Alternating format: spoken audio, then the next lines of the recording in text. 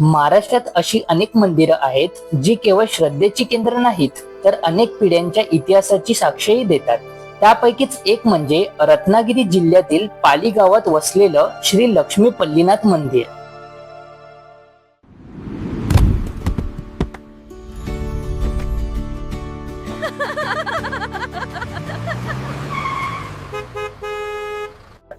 कराडे ब्राह्मण समाजातील अनेक कुटुंबांचं कुलदैवत.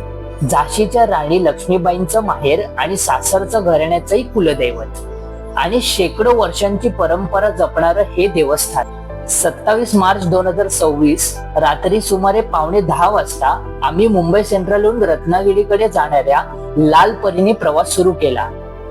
रात्रभरचा प्रवास, नव्या ठिकाणांची उत्सुकता आणि इतिहास जवळून अनुभवण्याची इच्छा, या सगळ्यामुळे हा प्रवास आमच्यासाठी खास ठरणार होता.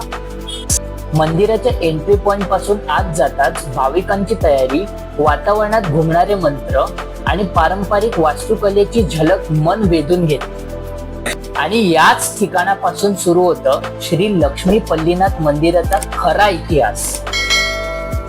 श्री लक्ष्मी पल्लीनाथ हे नाव ऐकल्यावर अनेकांच्या मनात पहिला प्रश्न निर्माण होतो, लक्ष्मी आणि पल्लीनाथ याचा नेमका संबंध तरी काय?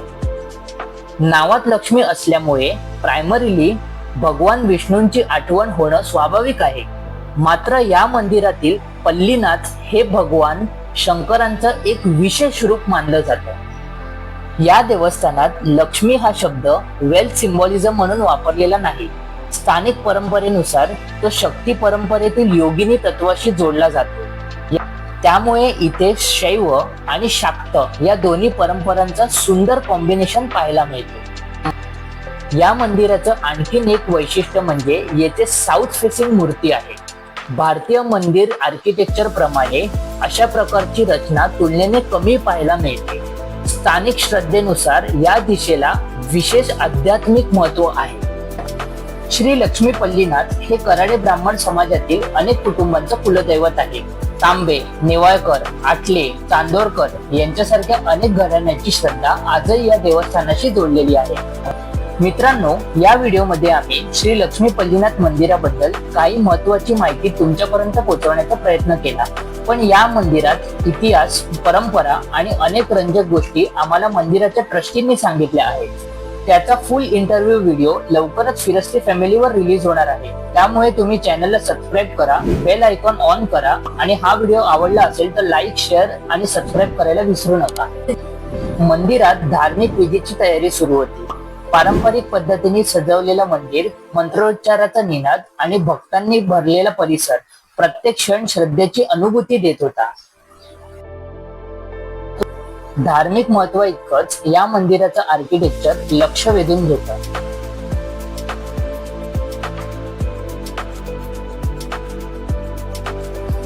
एखाद्या ठिकाणाचं महत्व फक्त त्याच्या प्राचीन इतिहासात नसतं. या ठिकाणाशी आजही जोडलेली माणसं, त्यांची श्रद्धा आणि जपल्या गेलेल्या परंपरा, यामुळे तो वारसा जिवंत राहतो.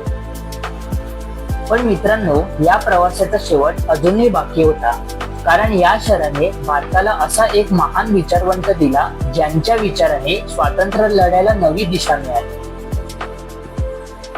मित्रांनो, आम्ही पोचलो आहोत. हो, तुम्ही समजतायत ना, ते बरोबरच आहे.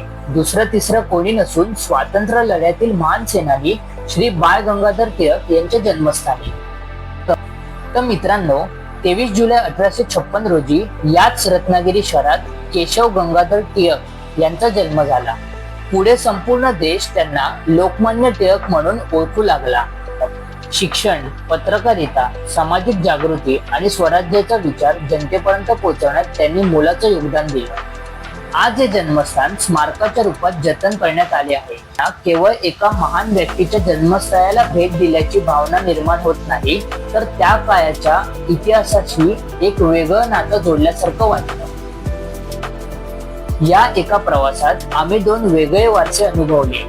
एक शेकडो वर्ष श्रद्धा जपणारं श्री लक्ष्मी पल्लीनाथ मंदिर आणि दुसरं स्वराज्याचा विचार जनतेपर्यंत पोहोचवणाऱ्या लोकमान्य टिळकांची स्मृती. तर मित्रांनो, श्रद्धा आणि इतिहास या दोन्ही गोष्टी जपणं हीच आपल्या सांस्कृतिक वारशाची खरी ओळख आहे. असाच इतिहास संस्कृती आणि वारसाच्या शोधात फिरस्ती फॅमिलीचा प्रवास पुढे सुरू राहणार आहे. हा व्हिडिओ आवडला असेल तर लाईक करा, आपल्या मित्रांसोबत शेअर करा आणि महाराष्ट्रातील असाच ऐतिहासिक आणि सांस्कृतिक ठिकाणाचा डॉक्युमेंटरी पाहण्यासाठी फिरस्ती फॅमिलीला सबस्क्राईब करा.